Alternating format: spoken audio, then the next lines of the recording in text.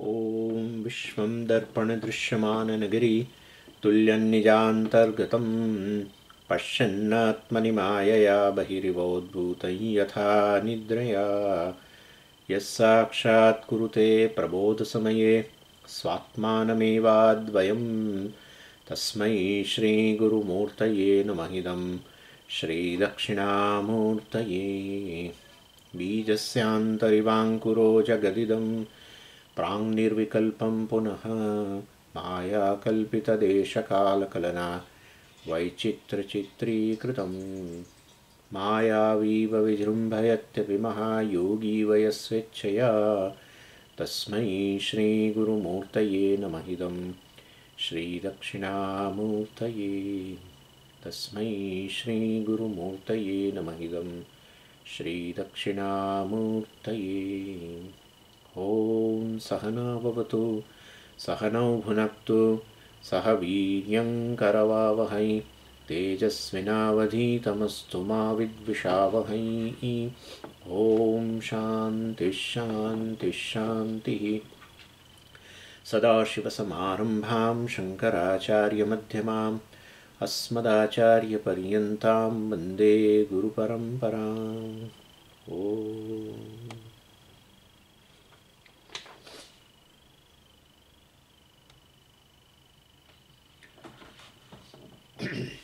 64 श्लोक सुप्तिपूर्वक्षणे बुद्धिवृत्तिर्या सुखबिम्बिता सैव तद्बिम्बसहिता लीनानन्दमयस्ततः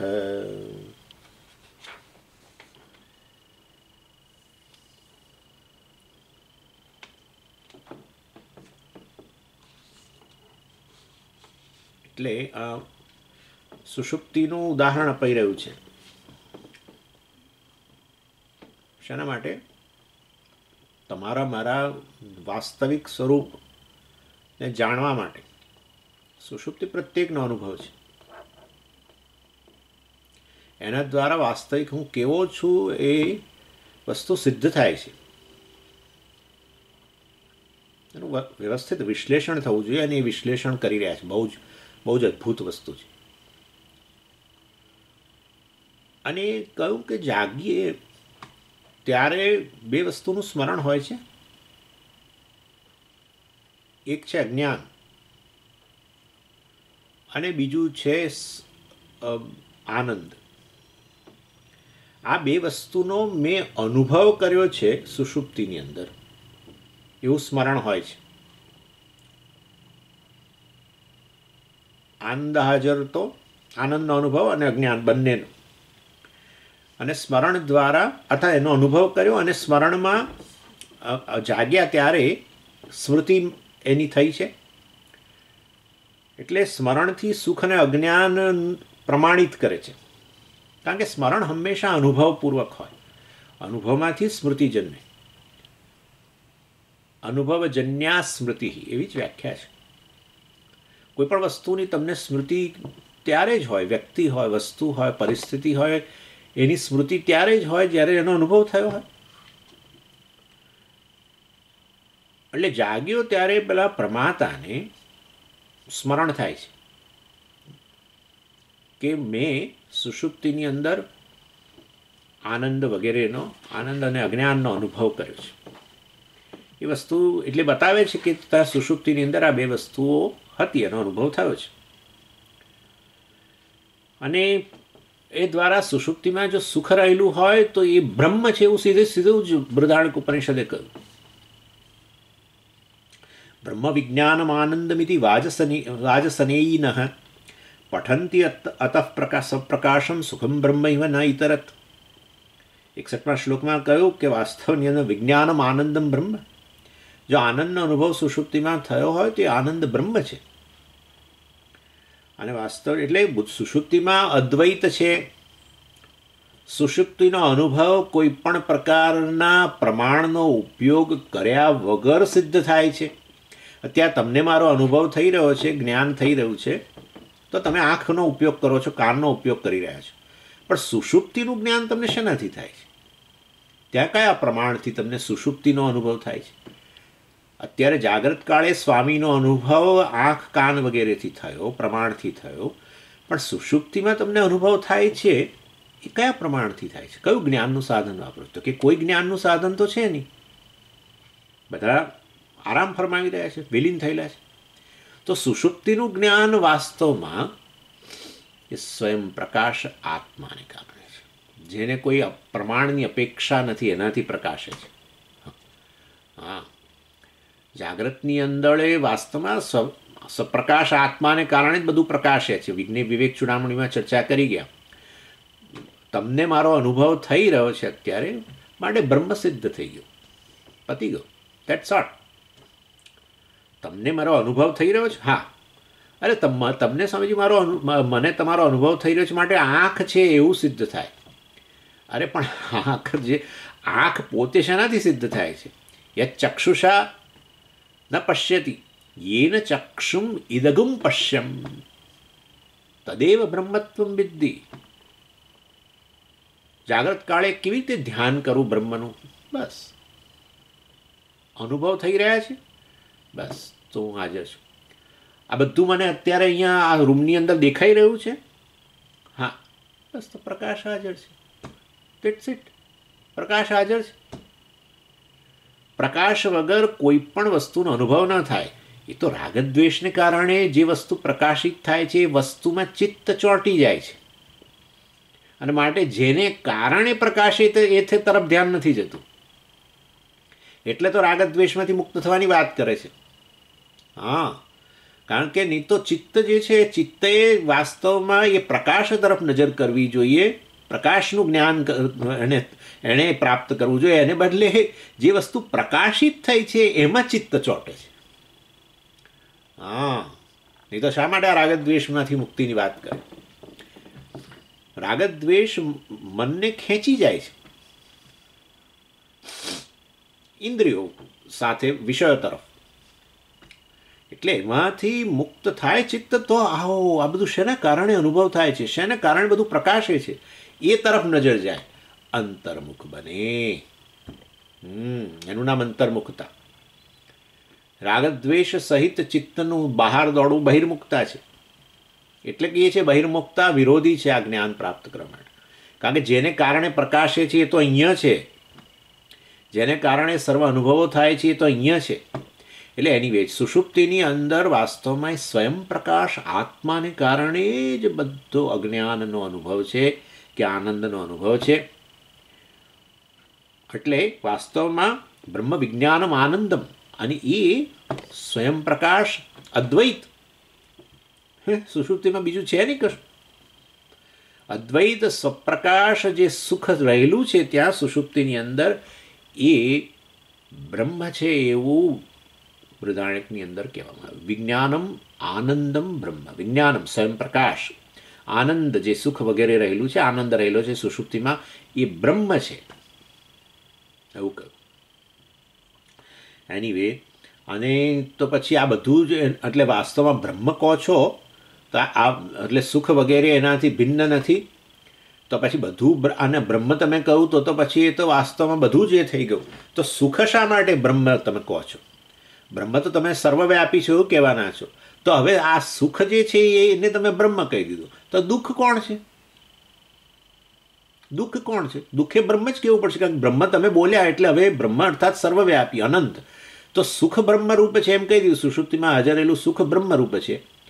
તો પછી વાસ્તવમાં જાગ્રત કાળે દુઃખ વગેરે થાય છે એ બ્રહ્મ જ છે ને. કોને હવે?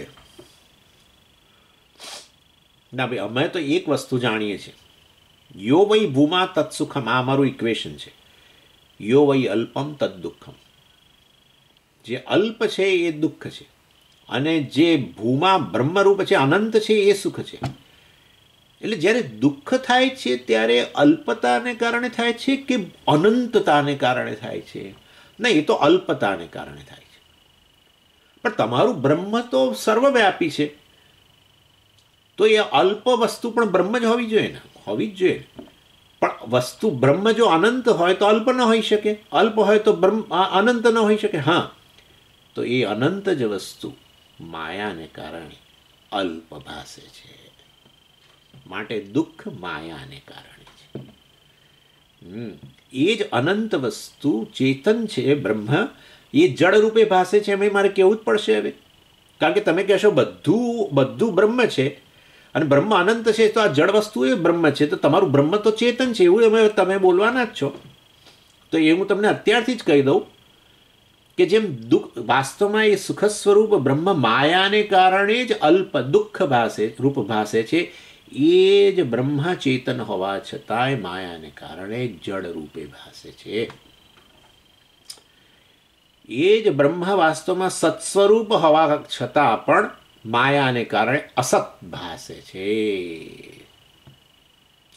બસ ધેટ્સ ઇટ. જેને માટે માયા રહી નથી, હવે જેણે માયાનો પડદો હટાવેલો છે, એને માટે બધું બ્રહ્મ જ છે. જે માયાથી આવૃત છે એને માટે જ વાસ્તવમાં બ્રહ્મ અસત જડ દુઃખરૂપ ભાસે છે. કારણ કે જેને જ્ઞાન થયા બ્રહ્મનું, એ તો કહે છે આ બધું બ્રહ્મ જ છે. એ આમ હાથ બતાવીને કહે છે આ જડ વસ્તુ બ્રહ્મ છે ને આ બધું દુઃખરૂપ અલ્પ જણાય છે એ બ્રહ્મ છે, અને આ બધું વિકારી જણાય છે, અસત જણાય છે, આવવાવાળું જવાવાળું જણાય છે. સમગ્ર જગત અસત આજે છે ને બે પછી નથી. આયારામ અને ગયારામ છે. અત્યારે છે ને પછી નહીં હોય, છે ને નહીં હોવું એનું નામ અસત, હંમેશા હોવું એનું નામ સત.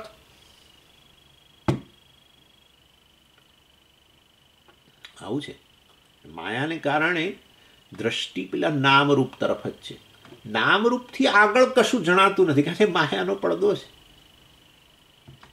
માયાના પડદાને કારણે એ નામરૂપ છે એને જ સત્ય માને છે, જાણે નામરૂપ સ્વતંત્ર અસ્તિત્વ ધરાવતા હોય એવું માને છે. દ્રષ્ટિ જેને કારણે આ નામરૂપ ભાસે છે, જેને કારણે નામરૂપ ઉભેલા છે, જેને કારણે નામરૂપનું ભાન થાય છે, એ તો આ ભાન સ્વરૂપ ચેતન સ્વરૂપ આત્માને કારણે છે. એ નામરૂપનું અસ્તિત્વ વાસ્તવમાં ચેતનને કારણે છે. અને નામરૂપને તમે જ્યારે સત્ય માની લો તો પછી એ તો આવવાવાળું જવાવાળું થશે. એટલે તમે કહેશો આ તો અસત છે, તમે એને કહેશો જડ છે,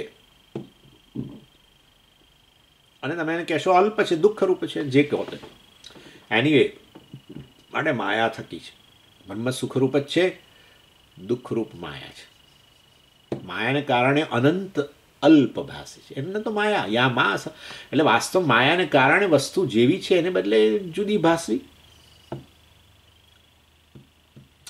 એનીવે એટલે સ્મરણથી અનુભવ સમર્થિત થઈ ગયો. અને પછી પ્રશ્ન ઊભો કરવામાં આવ્યો કે વાસ્તવમાં જે અનુભવ અવસ્થામાં હતું નહીં એનું સ્મરણ કેવી રીતે થાય. આવું એટલે શું તમે કહેવા માગો છો?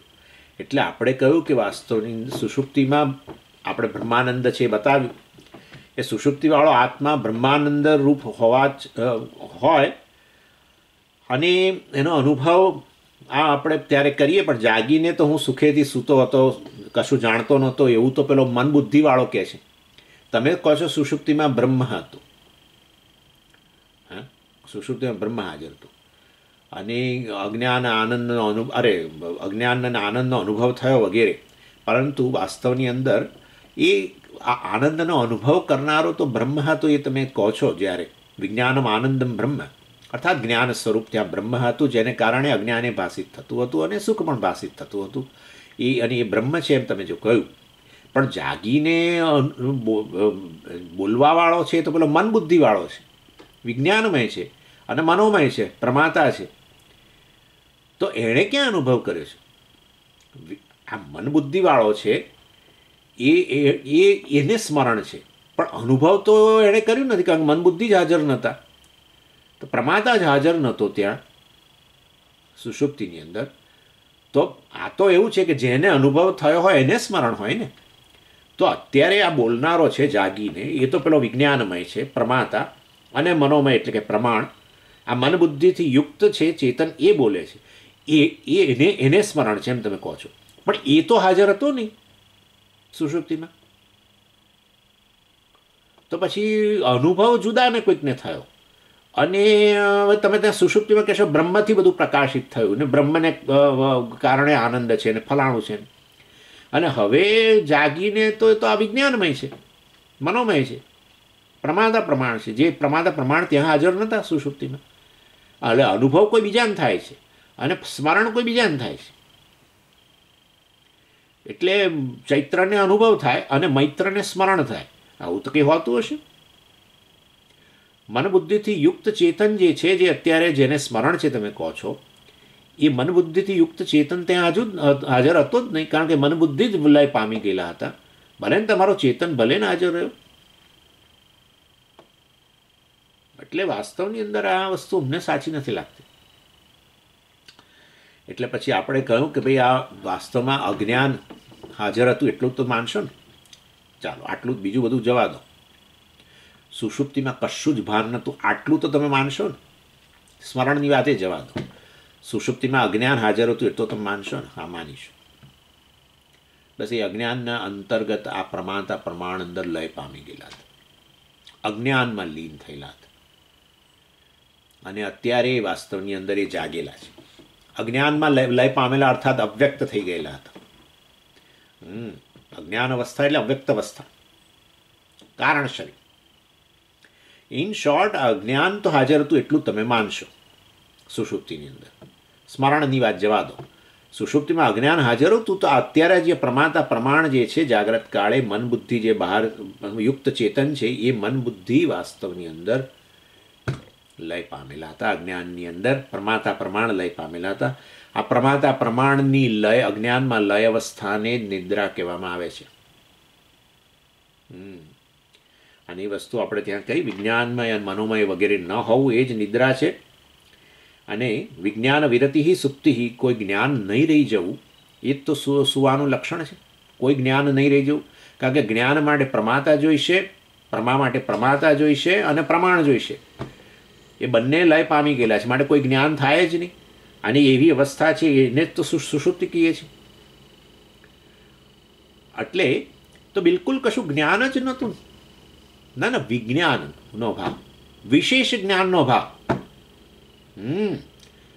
કારણ કે આનંદે પ્રકાશિત તો થઈ રહ્યો છે સુષુપ્તિની અંદર. તો હા, કોઈક તો છે અનુભવ કરનારો, જ્ઞાન હાજર છે ત્યાં. વિજ્ઞાન ગેરહાજર છે. વિજ્ઞાન વિરતિ સુપ્તિ, વિજ્ઞાનની વિરતિ થઈ ગઈ છે, વિશેષ જ્ઞાનની વિરતિ થઈ ગઈ છે. કારણ કે પેલા પ્રમાતા પ્રમાણ સુતેલા છે. એની એ બધા નિદ્રામાં લય પામે છે. એટલે નિદ્રાને ક્યારેક જ્ઞાન પ્રજ્ઞાન ઘન આપણે જોવાના છે. એટલે નિદ્રાને પણ ક્યારેક જ્ઞાન કહેવામાં આવે છે. કારણ કે વસ્તુનો અનુભવ થતો હોય તો ચેતન તો હાજર જોઈએ જ ને. અજ્ઞાનનો અનુભવ થયેલો છે અને આનંદનો અનુભવ થયેલો છે. અને સમગ્ર નિદ્રાનો અનુભવ જે છે એ તો પેલું કહ્યું કે આગળ એ આ સ્વયં પ્રકાશ આત્માને કારણે છે. કોઈ પ્રમાણ ગેરહાજર નહોતા તો બિલકુલ બ્લેકઆઉટ થઈ જવો જોઈએ. વિશેષ જ્ઞાનનો બ્લેકઆઉટ થઈ ગયો. હા, પરંતુ બધું બ્લેકઆઉટ થઈ ગયું એવું જ્ઞાન થઈ રહ્યું છે ને. હા, માટે કંઈક તો હાજર માનવું પડશે ને. એટલે નિદ્રાને જ્ઞાન કહો, જાગ્રતને વિશેષ વિજ્ઞાન કહો. એટલે અર્થાત ઊંઘની અંદર બધું લય પામ્યું, એટલે કે અજ્ઞાનમાં લય પામ્યું છે. પ્રમાતા પ્રમાણ લીન થયેલા છે. અને જ્યારે પ્રગટ થાય ત્યારે જ એ પ્રમાતા પ્રમાણને જ સ્મરણ થાય છે. અર્થાત મન બુદ્ધિ પ્રગટ થાય, ચેતન એનાથી યુક્ત હોય અને આપણે પ્રમાતા અને પ્રમાણ કહીએ છીએ, વિજ્ઞાનમય મનોમય કહીએ છીએ. અને એ ત્યાં લય અવસ્થામાં હતા, અહીંયા વ્યક્ત થયા છે, ત્યાં અવ્યક્ત હતા. એટલે માટે એ વગેરે જ્ઞાન વગેરેનો અનુભવ કરનાર પણ ત્યાં હાજર છે. એટલે જો કશું જ ન હોય, કોઈ આ મતલબ અવ્યક્ત અવસ્થામાં પણ આ પ્રમાતા પ્રમાણ ન હોય તો વાસ્તવમાં પછી સ્મરણ સંભવિત ન થાય. પરંતુ પ્રમાતા પ્રમાણ જુદી અવસ્થામાં હાજર હતા. એ જ પ્રમાતા પ્રમાણ જુદી અવસ્થામાં હાજર હતા. એટલે પણ એક જ વસ્તુની બે અવસ્થાઓ હોય એટલે તો પછી કહ્યું વિલીને ધૃતવત પશ્ચાત સ્યાત વિજ્ઞાનમયો ઘન. વિલીનાવસ્થા આનંદમય શબ્દેન કથ્યતે.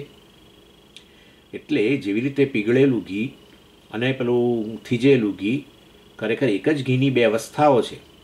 એવી ને એવી રીતે આ વિજ્ઞાનમય જે છે અને મનોમય જે છે એની જ પીગળેલી અવસ્થા જે છે એ આનંદમય છે.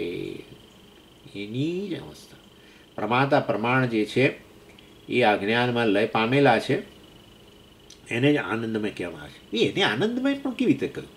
તમે કે બીજો શબ્દ વાપરો.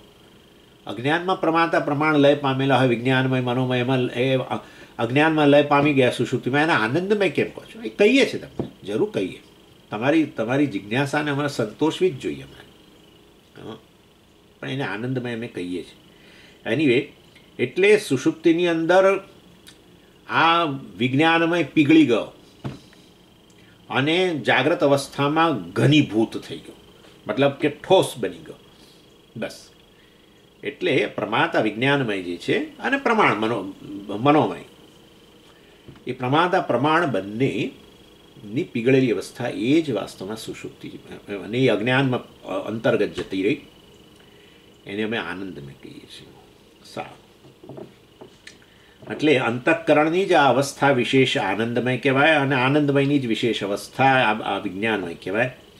એને આપણે આ વસ્તુ મનમાં રાખવી જોઈએ. અને હવે આ 64મા શ્લોકમાં કહે છે, સુપ્તિ પૂર્વ ક્ષણે બુદ્ધિવૃત્તિ યા સુખ પ્રતિબિંબિતા સૈવ તદબિંબ સહિતા લીનાનંદમયસ્તતઃ. એટલે આ વિજ્ઞાનમય પીગળ્યો અને તમે આનંદમય કેમ કહ્યું? સુષુપ્તિમાં પીગળી ગયો. કારણ કે સૂતો, હવે બરાબર સમજો, સુવાની બરાબર પૂર્વ ક્ષણની અંદર, વાસ્તવમાં જ્યારે સુષુપ્તિ આવે એની બરાબર પૂર્વ ક્ષણની અંદર વૃત્તિ અંતર્મુખ બની ગઈ, બધી બહિર્મુખતા છૂટી ગઈ છે અને બુદ્ધિવૃત્તિની અંદર આ સુખરૂપ આત્માનું પ્રતિબિંબ પડે છે. વૃત્તિ શાંત થઈ ગઈ, બિલકુલ જાગ્રતમાં થાય છે એવું. પણ હવે અત્યારે મારે તમને ડિસ્ટ્રેક્ટ નથી કરવા. એટલે વાસ્તવની અંદર આ જ્યારે તમે સૂઈ જાઓ ત્યારે તો મનમાં અનેક વિચારો ચાલતા હોય છે બધા. ધીરે ધીરે ધીરે તમે જોજો સર્વ વૃત્તિઓ છૂટી જાય છે, મતલબ આ બધી વિષયાકાર વૃત્તિઓ છૂટી જાય છે અને બુદ્ધિવૃત્તિ જે છે અંતર્મુખ બની, અર્થાત શાંત વૃત્તિ એને કહેવામાં આવે છે. અને એની અંદર વાસ્તવમાં એ સુખરૂપ આત્મા જે બ્રહ્મ જે છે એ પ્રતિબિંબિત થાય છે. ક્યારે? બિલકુલ સુવાની પહેલી ક્ષણ, એના પહેલાંની ક્ષણ. એટલે આ બ્રહ્માનંદરૂપ સુખ જે છે એમાં પ્રતિબિંબિત થાય છે અને એ વૃત્તિ સુખના પ્રતિબિંબના કારણ સુખરૂપ ભાસે છે.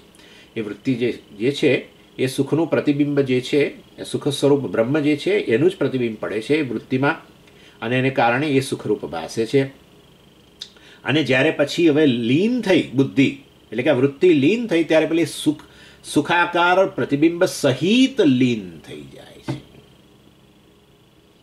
અને બુદ્ધિ લીન થઈ ત્યારે એમાં પડેલું પ્રતિબિંબ પણ જે છે એ આ અજ્ઞાનરૂપ આનંદમયની અંદર લીન થયું. પણ એ અજ્ઞાનમાં લીન પામી હવે આ બુદ્ધિવૃત્તિ, પણ એ પેલા સુખરૂપ પ્રતિબિંબને લઈને લીન પામી, માટે આપણે એમ કહીએ છીએ એ આનંદમય છે. અજ્ઞાનમાં લીન પામ્યું કોણ? બુદ્ધિવૃત્તિ. બુદ્ધિવૃત્તિ એટલે શું? વાસ્તવમાં વિજ્ઞાનમય. પણ એ વિજ્ઞાનમય જે છે અત્યારે વાસ્તવમાં કેવળ આ સુખરૂપ આત્મા જે છે એનો પ્રતિબિંબવાળી છે. સુવાની બરાબર પહેલા ક્ષણમાં અને એની સાથે જ આ બુદ્ધિવૃત્તિ લીન થાય છે.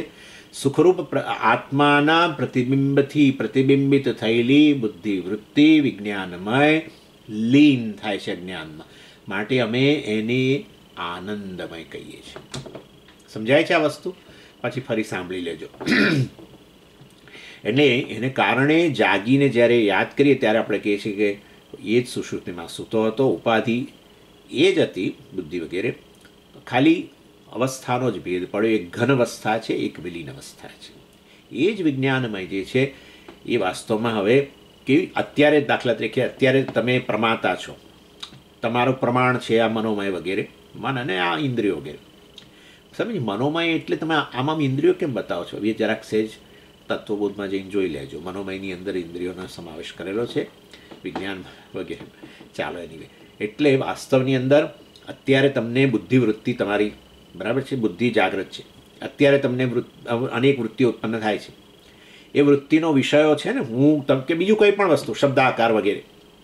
એટલે અત્યારે વિજ્ઞાનમય પ્રમાતા જે છે એમાં બીજી બધી વૃત્તિઓ, બુદ્ધિવૃત્તિમાં અનેક પ્રકારના વિષયો છે. સ્વામી હોય કે ઘડો હોય કે કેમેરો હોય કે તમારો મોબાઈલ હોય, અનેક વૃત્તિઓવાળો છે પ્રમાતા. હવે આ જ પ્રમાતા જ્યારે સુવાની બરાબર પહેલાંની ક્ષણની અંદર બીજી બધી બુદ્ધિવૃત્તિઓ છૂટી ગઈ, વૃત્તિના વિષયો છૂટી ગયા. હવે અત્યારે એ વૃત્તિ શાંત થઈ ગઈ, એની અંદર એ આત્મા સુખ સ્વરૂપ છે એનું પ્રતિબિંબ પડે છે. એટલે વાસ્તવની અંદર બીજી કોઈ એ વૃત્તિના વિષયો હવે રહ્યા નથી. બીજી વૃત્તિના વિષયો હોય તો ઊંઘ જ ના આવે. ઊંઘ જ ના આવે. જ્યારે આપણી બુદ્ધિવૃત્તિ જે છે એમાં અનેક વિષયો હોય તો ઊંઘ ના આવે. અને સ્વામીજી, બુદ્ધિવૃત્તિથી જ્ઞાન થાય છે, વૃત્તિમાં પ્રતિબિંબિત ચિદાભાસ તો ખરું જ ને ભાઈ. પરંતુ વાસ્તવની અંદર એ ચિદાભાસથી યુક્ત બુદ્ધિવૃત્તિઓ દ્વારા ઘડાપણ અને બીજી બધી વસ્તુઓનું જ્ઞાન થાય છે. આ જાગ્રત અવસ્થા, આ જ વિજ્ઞાન મેં પ્રમાતા જ્યારે સૂઈ જાય ત્યારે સુવાની પહેલાંની ક્ષણમાં જાણે બીજા બધા વૃત્તિના વિષયો છૂટી જાય છે અને ત્યારે કેવળ આ સુખ સ્વરૂપ આત્મા જે છે એમાં પ્રતિબિંબિત થાય છે. એને શાંત વૃત્તિ કહેવામાં આવે છે સંપ્રદાયની અંદર. એ શાંત વૃત્તિમાં જાણે આત્માનું પ્રતિબિંબ સ્પષ્ટપણે પડે છે એમ.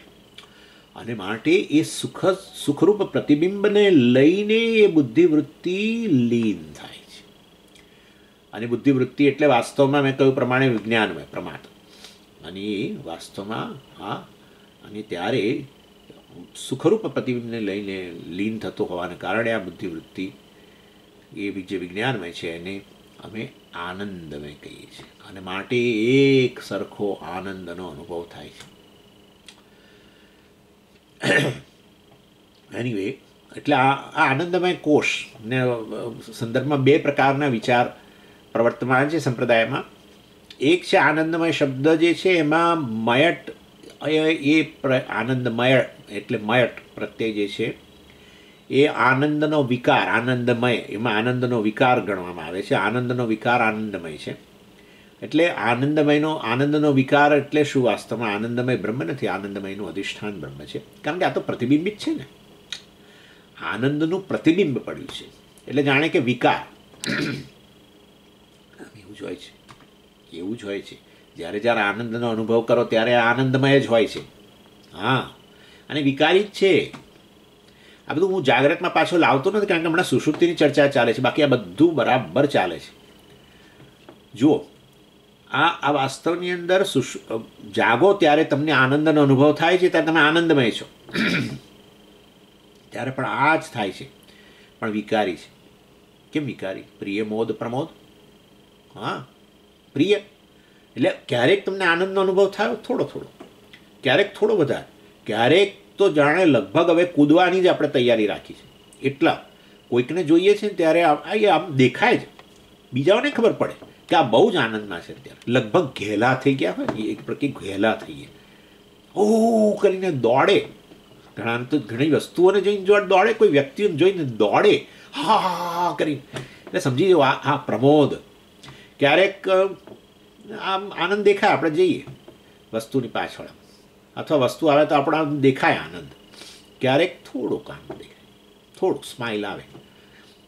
પ્રિય મોદ પ્રમોદ, ત્યારે પણ વાસ્તવમાં આ જ સ્થિતિ, બધું આનંદનો વિષય પ્રાપ્ત થતાની સાથે જ બહિર્મુક્તા છૂટી ગઈ.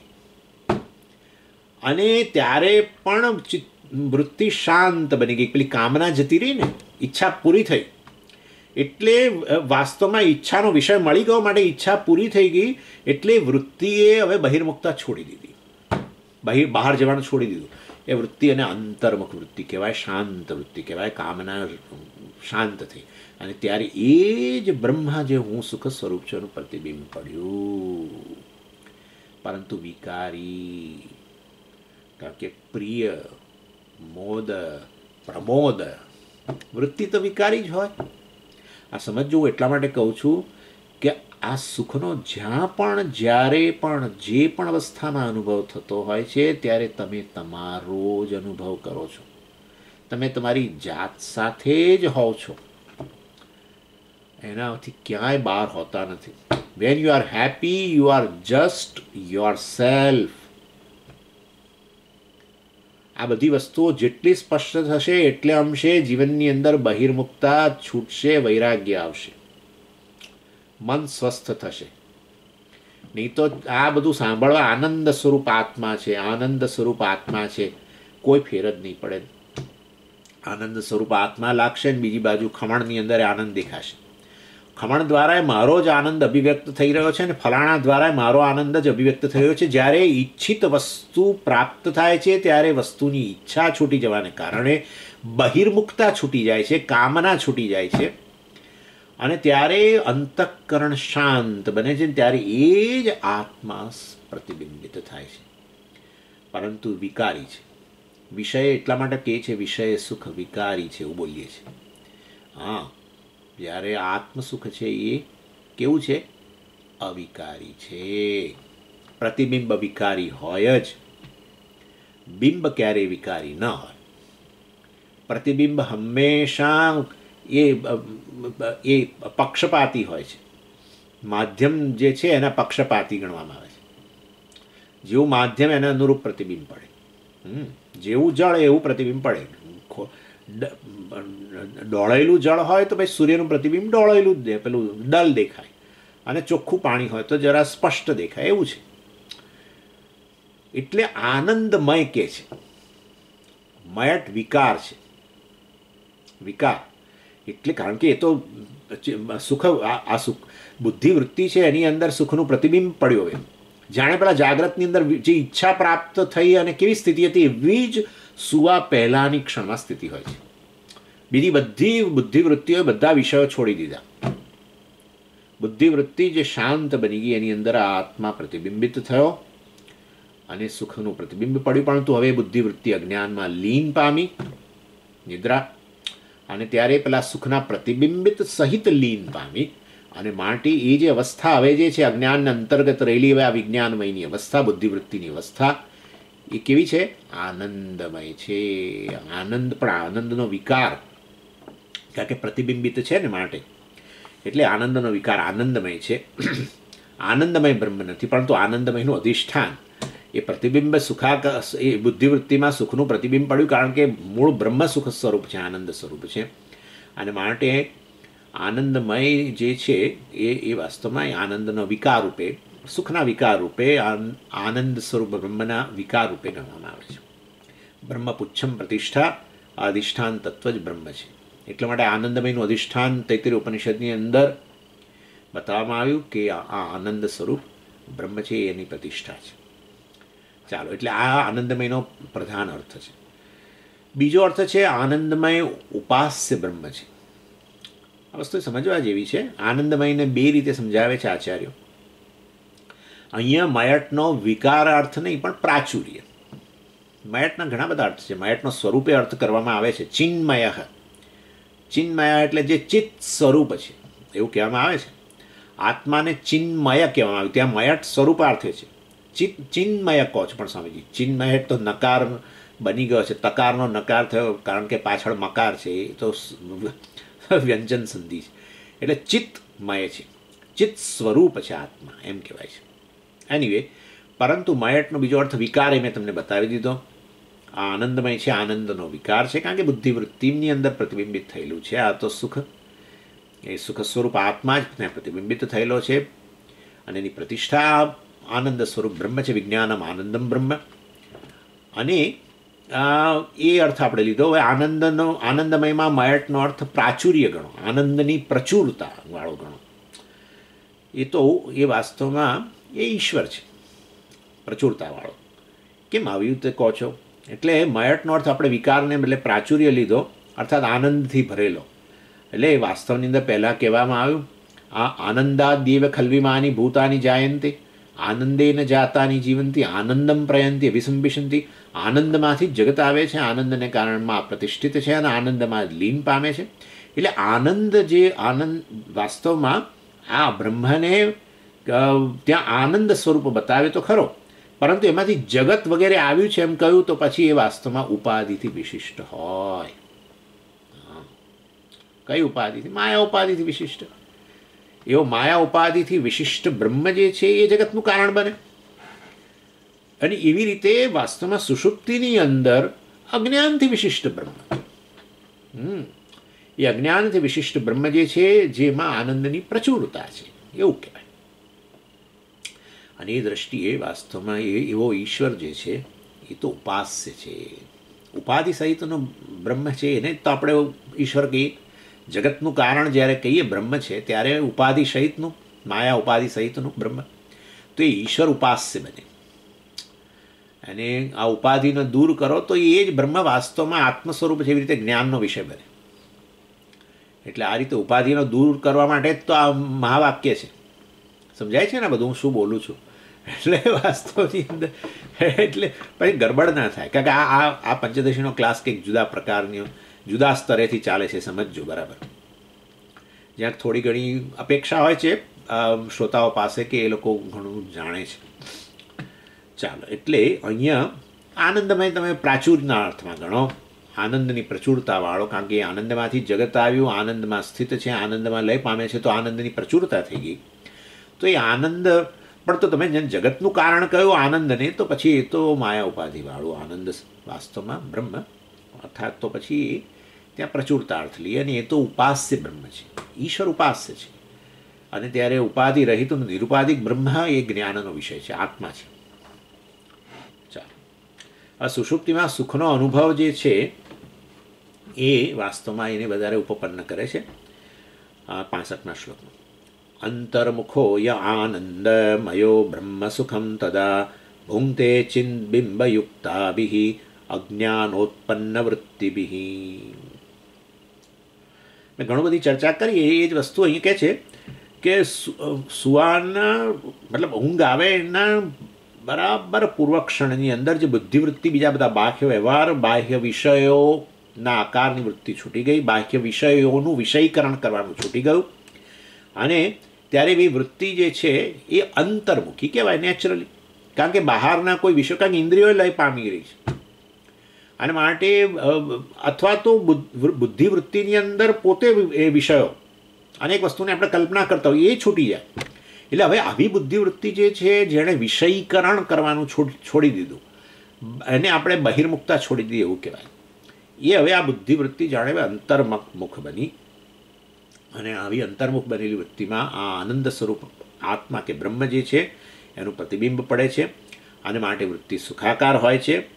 અને એવી સુખાકાર વૃત્તિ, સુખના પ્રતિબિંબ સહિત આનંદ સ્વરૂપ બ્રહ્મના પ્રતિબિંબ સહિતની આ વૃત્તિ જે અંતર્મુખ વૃત્તિ જે છે બુદ્ધિવૃત્તિ, એ હવે અજ્ઞાનમાં લીન થઈ, ત્યારે આ સુખના સંસ્કાર સાથે જ લીન થઈ, અને માટે આનંદમય જે છે એ આ સુખના સંસ્કારવાળું અજ્ઞાનથી ઉપહિત હોય છે નેચરલી.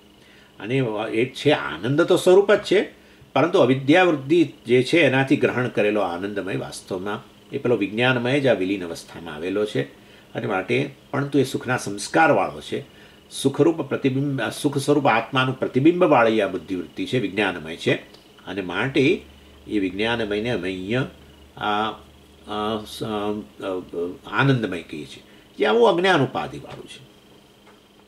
એટલે જીવ ત્યારે આ વાસ્તવમાં બ્રહ્મના સુખનો જ ભોગ કરતો સમજી શકાય છે. એટલે તો બ્રહ્મનું જ સુખ છે ને, વૃત્તિમાં ક્યાં સુખ છે? વૃત્તિ તો જડ છે, પણ વૃત્તિ પ્રતિબિંબયુક્ત છે. કયા પ્રશ્નના પ્રતિબિંબયુક્ત? આ સુખ સ્વરૂપ આત્માનું પ્રતિબિંબ. માટે બુદ્ધિવૃત્તિ સુખાકાર છે, અને માટે વાસ્તવની અંદર એ બ્રહ્મના સુખનો જ ભોગ ત્યાં આનંદમય રૂપે કરે છે. કોણ? આ વિજ્ઞાનમય જ, જે હવે લય પામે છે અજ્ઞાનને અંતર્ગત, એ આ બ્રહ્મના સુખનો જ અનુભવ કરે છે. એટલે વાસ્તવમાં આ વિજ્ઞાનમય અત્યારે ઘનીભૂત અવસ્થામાં નથી, થીજેલા ઘી જેવો નથી, પરંતુ પીગળેલી અવસ્થા છે. અને ત્યારે પીગળેલી અવસ્થા હોય તો પછી હવે એને તમે એમ કહો ને એ બ્રહ્મ સાથે એક થઈ ગયો છે, પરંતુ છતાંય વાસ્તવમાં એ વિજ્ઞાનમયની જ અવ્યક્ત અવસ્થા છે ને આનંદમય. તો એટલે આ સુષુપ્તિને આપણે જીવની અવસ્થા કહીએ છીએ, પ્રાજ્ઞ કહીએ છીએ, પ્રાજ્ઞની અવસ્થા કહીએ છીએ. એ એના કારણે કહીએ છીએ.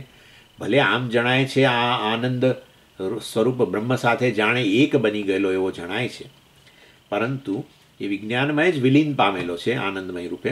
વિજ્ઞાનમય પ્રમાતા વગેરે છે એ જીવ જ છે, તો એની જ આ લય અવસ્થા છે, પીગળેલી અવસ્થા છે. માટે સુષુપ્તિમાં ભલે ને બ્રહ્મના આનંદનો અનુભવ કરતો હોય, એની સાથે એક થઈ ગયેલો જણાતો હોય, તો પણ પેલું અજ્ઞાન ઉપાધિ તો છે ને, અને અજ્ઞાન ઉપાધિને કારણે હજુ પણ એ જીવની અવસ્થા ગણાય છે. આ સમજી લેજો.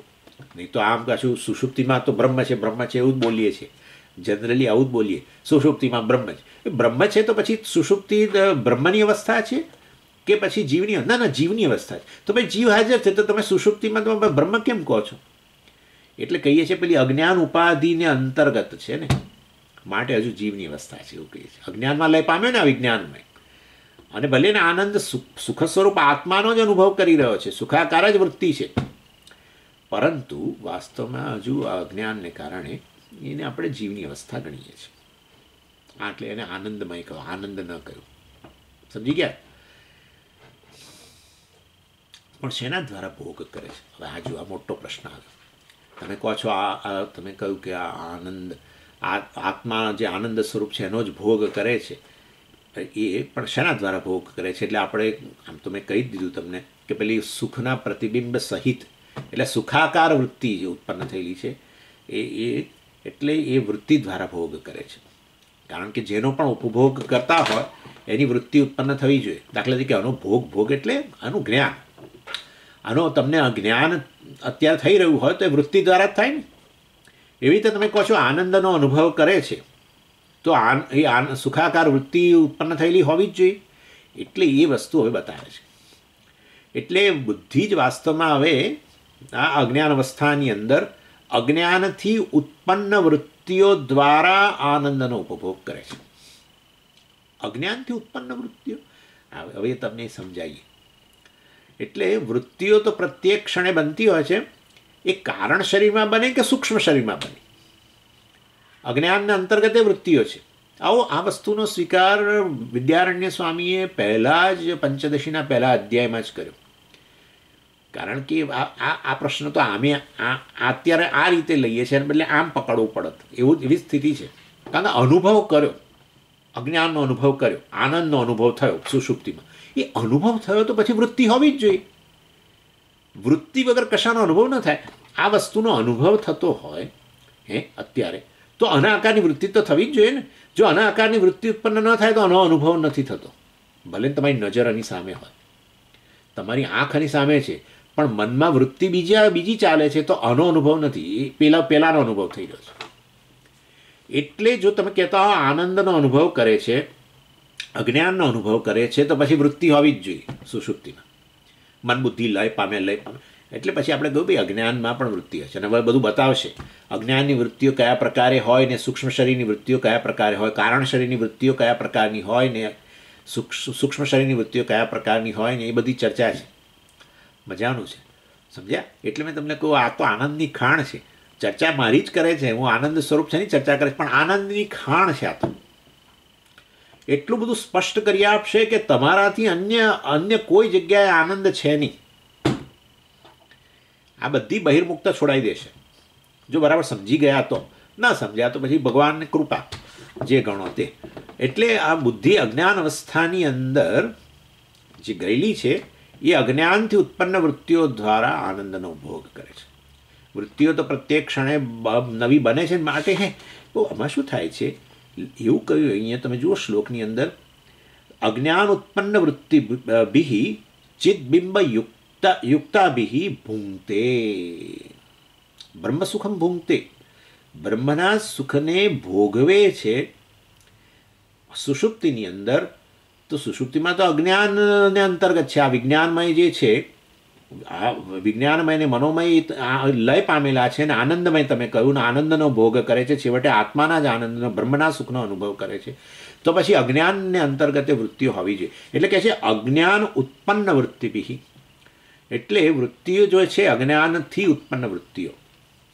એટલે આનંદ એકરૂપ હોય તો વારે વારે વૃત્તિઓ બનાવવાની જરૂરત ના હોય છે. કારણ કે તમે દાખલા તરીકે આ અત્યારે અનુભવ કરો છો, એની સામે સામે જોઈ રહ્યા હો તો પણ વૃત્તિઓ તો નવી નવી જ છે ને. આપણે ફ્રેમ ગણીએ છીએ ને. એવું નથી કે એક જ મન સ્થિર થઈ ગયું. પ્રત્યેક ક્ષણે નવી વૃત્તિ આ સૂક્ષ્મ શરીરમાં અંતઃકરણમાં બને છે. એવું અહીંયા કારણ શરીરમાં અજ્ઞાનમાં કેટલી વૃત્તિઓ બને છે. કારણ કે તમે તો બહુવચન વાપરો છો. અજ્ઞાન ઉત્પન્ન વૃત્તિ બિહિ કહે છે. વૃત્તિ બિહિ એટલે અજ્ઞાનથી ઉત્પન્ન વૃત્તિઓ દ્વારા જ વાસ્તવમાં જે ચિત્તના પ્રતિબિંબથી આત્માના પ્રતિબિંબથી યુક્ત હોય એ આત્માનું પ્રતિબિંબ ન હોય ને તો કોઈ પણ વૃત્તિ દ્વારા અનુભવ ન થાય. એવું કેવી રીતે કહેવાય? અરે આ તો બધું બહુ ભણી ગયા ભાઈ. હવે વૃત્તિ વ્યાપ્તિ વત્તા બીજું શું? ફલવ્યાપ્તિ. એટલે વાસ્તવની અંદર જો આ કેવી રીતે સમજાવે, આનું જ્ઞાન કેવી રીતે થાય છે તમને, આનો અનુભવ કેવી રીતે થાય છે? તો કહે છે કે અંતઃકરણ જે છે એ આ ઇન્દ્રિય દ્વારા અહીંયા બહાર આવીને આનો સંપર્ક કરે. એટલે અંતઃકરણ બહાર આવ્યું એટલે અંતઃકરણની પેલી વૃત્તિ જે છે એ આના આકારની બની. આના આકારની બની એટલે આના પરનું અજ્ઞાનનું આવરણ જાણે હટ્યું અને આ વસ્તુ પ્રકાશિત થઈ. કારણ કે પેલું વૃત્તિમાં પેલું ચિદાભાસ છે, વૃત્તિથી યુક્ત જ હોય ચિદાભાસ. અને માટે વૃત્તિએ જ્યારે એને વ્યાપ્ત થઈ ત્યારે એમાં રહેલું ચિદાભાસ પણ એને વ્યાપ્ત થયું અને એના દ્વારા, એ ચિદાભાસ દ્વારા વાસ્તવમાં આ વસ્તુ ઉદ્ઘાટિત થઈ અને તમે કહ્યું કે મને આનું જ્ઞાન છે. આ સમજો છો ને તમે? એટલે એ રીતે આનો અનુભવ થયો. એવી રીતે અજ્ઞાનમાં આનંદનો અનુભવ થતો હોય તો પછી અજ્ઞાન દ્વારા ઉત્પન્ન થતી હોવી જોઈએ વૃત્તિઓ. એટલે કહે છે કે હા, પણ હવે વાસ્તવની અંદર તો પછી તમે એ જ્ઞાનથી ઉત્પન્ન જે વૃત્તિ છે એના દ્વારા એનો વૃત્તિનો વિષય તો આનંદ જ છે. અને આનંદ આનંદ આનંદ આનંદ આનંદ આનંદ આનંદ આનંદ આનંદ 6 કલાક. તો પછી વાસ્તવની અંદર એક જ વૃત્તિ હોય ને, કારણ કે આનંદ એક આ ક્ષણે, પછીના ક્ષણે આનંદ, પછીના ક્ષણે આનંદ. વૃત્તિનો વિષય કેવળ આનંદ જ છે. તો એક જ વૃત્તિ ગણો ને. આવું બને જ નહીં. વૃત્તિઓ તો ઉત્પન્ન થતી જ રહે. અથવા તો બીજું કહીએ તમને. શું બીજું કહેશો અમને? એટલે કે છે 3 વૃત્તિઓ અમે ગણીએ છીએ. અજ્ઞાનને અંતર્ગત 3 પ્રકારની વૃત્તિ ઉત્પન્ન થાય છે. શું? એક તો વાસ્તવમાં સાક્ષીના આકારની વૃત્તિ, બીજી સુખના આકારની વૃત્તિ અને ત્રીજું અજ્ઞાનનો અનુભવ થાય છે માટે અજ્ઞાનના આકારની વૃત્તિ. અને માટે વાસ્તવની અંદર બુદ્ધિ વૃત્તિ જે છે હવે અજ્ઞાનને અંતર્ગત ગઈ તો પણ 3 પ્રકારની વૃત્તિઓ ઉત્પન્ન થાય છે. પણ હવે આવી વસ્તુ કઈથી તમે લઈ આવ્યા? આવું અમે કોઈ દાડો સાંભળ્યું નથી. આ વસ્તુ છે ને, આ વસ્તુ વિવરણકાર પ્રકાશાત્મકની. તમને એક વસ્તુ કહું કે આ આપણા બ્રહ્મસૂત્ર જે ખરું ને ચતુસૂત્રી, એના ઉપરનું ભાષ્ય, એના ઉપર વાસ્તવમાં પદ્મપાદાચાર્ય જે એમના શિષ્યએ ટીકા લખી, પંચપાદિકા કહેવામાં આવે છે. પંચપાદ. હવે આમ તો ખરેખર એવું કહેવાય છે કે એમણે સમગ્ર બ્રહ્મસૂત્ર પરના ભાષ્ય ઉપર ના શિષ્ય પદ્મપાદાચાર્યજીએ ટીકા લખેલી. અને એ પંચપાદિકા વાસ્તવમાં આખા બ્રહ્મસૂત્ર પર હતી, પરંતુ ઉપલબ્ધ નથી. કેવળ આ ચતુસૂત્રી 4 સૂત્રો પર જ છે. આપણું આ કમનસીબ જુઓ તમે. એટલે આ 4 સૂત્રો પર, કારણ કે એ જમાનામાં પુસ્તકો નહોતા ને ભાઈ, પ્રેસ નહોતા. એટલે આ બધું ભોજપત્રો પર લખાતું હતું. કોઈ ભોજપત્ર બકરી આવીને ખાઈ ગઈ ને કોઈ આવું બધું બહુ થયું છે. હા, બકરી આવે ને આ તો પાંદડું. ભોજપત્ર એટલે પેલી છાલ, ભોજ વૃક્ષ જે છે એની છાલ જ ભોજપત્ર. હજુ હિમાલયમાં છે, અમે જોયા ગયા ત્યારે ભોજપત્ર. એ તમે આમ થડ એની છાલ કાઢો ને થડ પરથી તો નીકળ્યા જ કરે. જાણે પછી આમ પેલા પાના ને પાના જેવું તૂટી જાય વચ્ચેથી જાણે. તો પણ આવા ભોજપત્રો પર લખાયું ને આવા પડ્યા હોય, લખીને મહારાજ અહીં મૂકીને પછી સૂઈ ગયા હોય, બકરી આવીને ખાઈ ગઈ. આવું બનેલું છે. અથવા તો એમણે 4 સૂત્રો પર લખ્યું અને પછી કદાચ વિડોનો પ્રારબ્ધ પૂરું થઈ ગયું, શું થયું ખબર નહીં. પરંતુ આ ચતુસૂત્રી ઉપર જ ટીકા ઉપલબ્ધ છે, જેને પંચપાદિકા કહેવાય છે. બહુ સુંદર. એના ઉપર પાછી ટિપ્પણી લખી. કોણે? આ પ્રકાશાત્મ મુનિએ. એને વિવરણ કહેવામાં આવે છે. અને એ વિવરણ તો બહુ મોટો આધાર બન્યો. એના પછી જે આચાર્યો આવ્યા, પ્રકાશાત્મ મુનિ પછી જે બધા આચાર્યો આવ્યા, એ લોકોએ બધાએ વેદાંતના સિદ્ધાંતોનું પ્રતિપાદન કરતા ગ્રંથોની રચના કરી. એનો આધાર આ વિવરણ. બહુ જ સુંદર. અને ત્યાં બધી વસ્તુની આવી છણાવટ થઈ છે. એને અંતર્ગત આવું છે કે અજ્ઞાનને અંતર્ગત 3 વૃત્તિઓ હોય છે. સુષુપ્તિની અંદર અજ્ઞાનને અંતર્ગત આ વિજ્ઞાનમાં જે લય પામેલો છે, બુદ્ધિવૃત્તિ જે લય પામેલી છે, એ વાસ્તવની અંદર અજ્ઞાનને અંતર્ગત અજ્ઞાન દ્વારા 3 પ્રકારની વૃત્તિઓ ઉત્પન્ન થાય છે. કારણ શબ્દને અંતર્ગત 3 પ્રકારની વૃત્તિઓ. અને કઈ તો કે છે, એક તો ત્યાં પેલો સાક્ષી હાજર છે, સાક્ષીના આકારની વૃત્તિ. અથવા તો વાસ્તવની અંદર આ સુખનો અનુભવ થયો છે, સુખના આકારની વૃત્તિ. અને અજ્ઞાનનો અનુભવ થઈ રહ્યો છે, માટે અજ્ઞાનના આકારની વૃત્તિ. આ ત્રણને આ બધા આચાર્યોએ સ્વીકારી છે અને માટે અહીંયા બહુવચન વાપર્યું છે. અજ્ઞાનથી ઉત્પન્ન વૃત્તિઓ એટલે આ 3 પ્રકારની વૃત્તિઓ. બહુવચન, 2થી વધારે હોય એટલે બહુવચન સંસ્કૃતમાં. અને એ વૃત્તિઓ કેવી હોય? વૃત્તિ હોય તો પછી જો તમને વૃત્તિ દ્વારા અનુભવ થતો હોય તો પછી વૃત્તિઓ બધી ચિત્ત પ્રતિબિંબથી યુક્ત હોવી જોઈએ. વૃત્તિ તો જડ છે, એ તો કશું અનુભવ ના કરી શકે. અનુભવ માટે વળી પાછો ચેતન જ લઈ આવવો પડશે તમારે. તો બુદ્ધિવૃત્તિમાં રહેલું ચેતન એને તો ચિદાભાસ કહીએ છીએ. એટલે આ ચિત્ત પ્રતિબિંબ કે ચિદાભાસથી યુક્ત હોય છે અને વાસ્તવમાં એ આ ચેતન સ્વરૂપ પરમાત્મા છે, એમાં પ્રતિબિંબિત થઈ રહ્યો છે અને એ અજ્ઞાનની વૃત્તિઓ દ્વારા જ સુખનો ભોગ થાય છે. એટલે અજ્ઞાનની વૃત્તિમાં સુખનું પ્રતિબિંબ જ પડ્યું છે, કારણ કે હવે બીજા બહારના વિષયો છે જ નહીં અને બહારના વિષયો બહિર્મુક્તા છૂટી ગયેલી છે અને ત્યારે આ બુદ્ધિવૃત્તિ જે છે એની અંદર જ આ આત્મા જે સુખ સ્વરૂપ છે એનું પ્રતિબિંબ પડે છે અને એ અજ્ઞાન દ્વારા ઉત્પન્ન વૃત્તિ જે છે એનો વિષય આ સુખ છે અને માટે ત્યાં આવી જે ચિત્ત પ્રતિબિંબ અર્થાત ચિત્ત પ્રતિબિંબ એટલે ચિત્ત સ્વરૂપ ચૈતન્ય સ્વરૂપ આત્મા જે સુખ સ્વરૂપ છે એનું જ પ્રતિબિંબ પડે છે અને માટે એ બુદ્ધિવૃત્તિનો વિષય સુખ છે અને એના દ્વારા એ સુખનો અનુભવ કરે છે, અજ્ઞાનનો અનુભવ કરે છે. એટલે એવું એ કહે છે કે જાગીને કે મને અજ્ઞાનનો અનુભવ થયો, કશું હું જાણતો નહોતો, મેં આનંદનો અનુભવ કર્યો, એમ કહે છે. અને હું ત્યાં કેવળ હાજર હતો, આ બધાના અભાવનો અનુભવ કરનારો હું સાક્ષી હાજર હતો, એવી રીતે એ કહે છે.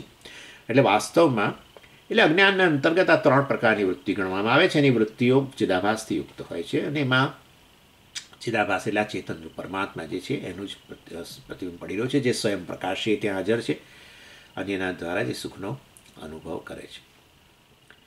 એટલે આ રીતે આ અજ્ઞાનની વૃત્તિઓને અંતર્ગત જે છે એ ચિદાભાસનું પ્રતિબિંબ પડે ત્યારે આનંદ થાય છે.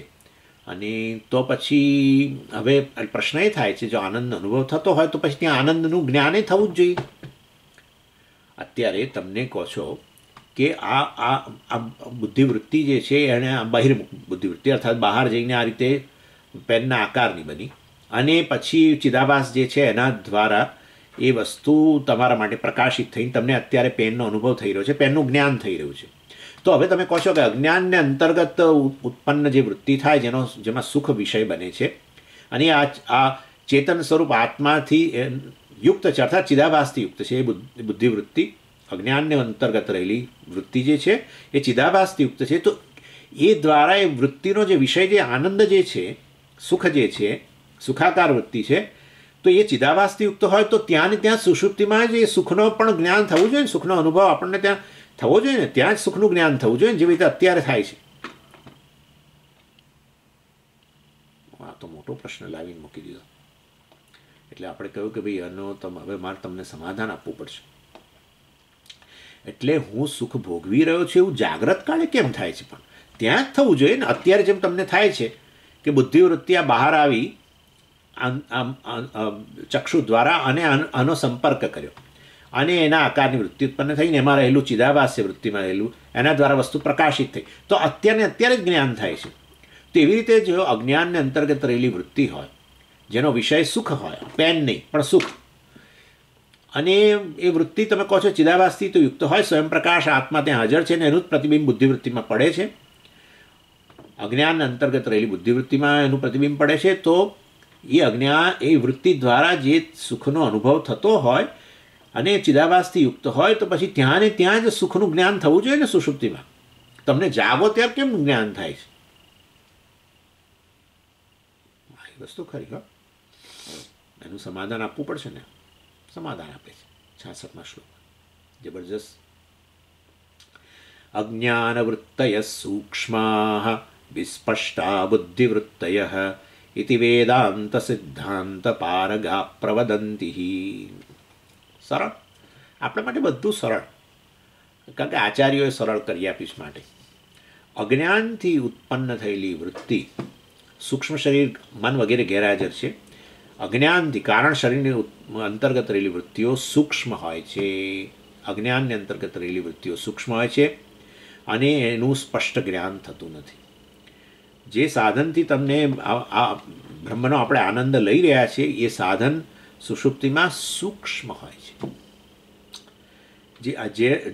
જેનાથી સ્પષ્ટતા આવે એ બુદ્ધિ વાસ્તવમાં ત્યાં વિલીન અવસ્થામાં છે અને માટે ત્યાં સ્પષ્ટતા નથી.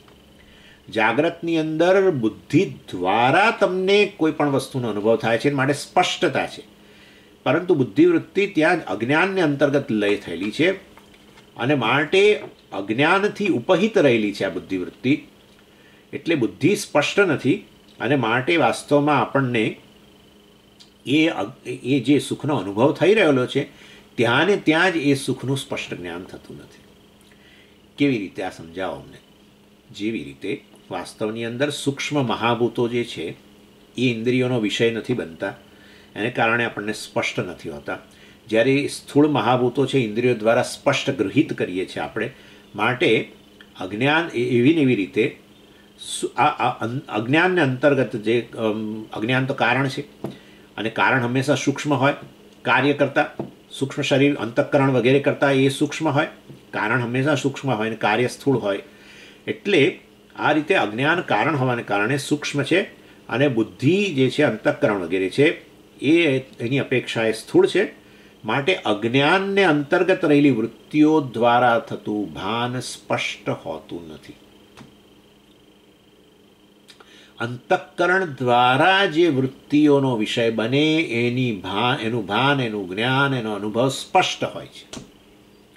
અજ્ઞાન દ્વારા સૂક્ષ્મ છે માટે એમાં અંતર્ગત રહેલી વૃત્તિઓ દ્વારા જેનો પણ અનુભવ થાય એનું સ્પષ્ટ જ્ઞાન ત્યારે હોતું નથી, એ કહેવામાં આવે છે.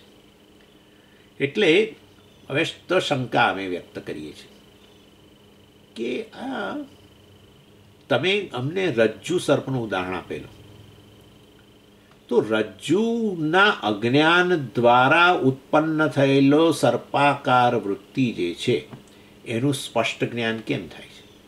તમે કહો છો ને આ સર્પ છે, તમે કહો છો કે અજ્ઞાનને અંતર્ગત ઉત્પન્ન વૃત્તિઓ સૂક્ષ્મ હોવાને કારણે એ વૃત્તિનો જે વિષય જે છે સુખ વગેરે એ સુખનું ત્યાં સ્પષ્ટ જ્ઞાન થતું નથી સુષુપ્તિમાં, એવું તમે કહ્યું.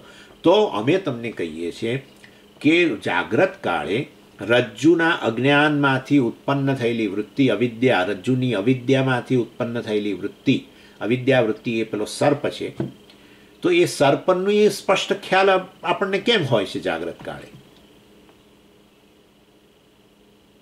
હા, એ વાત સાચી. આવતા બુધવારે.